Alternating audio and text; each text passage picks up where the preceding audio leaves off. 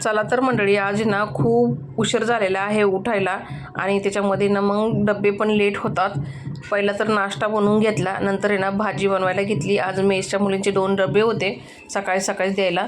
तर चणे ना मी रात्रीच भिजायला घातले होते आणि सकाळी कुकरला 3 शिट्ट्या काढून घेतल्या.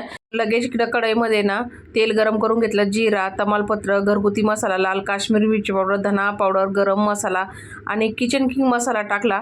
हळद टाकली आणि परतून घेऊन ना त्यामध्ये ना मी वाटण टाकलेलं आहे. वाटणामध्ये मी टमाटर, लसूण, अद्रक, कोथिंबीर आणि थोडंसं खोबरं आहे ना वाटून घेतलं मिक्सरला आणि तिची प्युरी टाकली आणि मिक्स करून घेतलं चांगलं तेल शेपट होईपर्यंत. नंतर त्यामध्ये ना चणे टाकले शिजवलेले पाण्यासोबत. जेवढी ग्रेव्ही हवी आहे तेवढं गरम पाणी करून टाकलं पळीमध्ये. चणे थोडे क्रश करून टाकले म्हणजे घट्टपणा येतो भाजीला. नंतर उकळी काढून चवीनुसार मीठ आणि कोथिंबीर टाकली. तयार झाली मंडळी तर झणझणीत काळ्या चण्याची ग्रेव्ही. चला तर मग जाता चॅनलला सबस्क्राईब करा. धन्यवाद.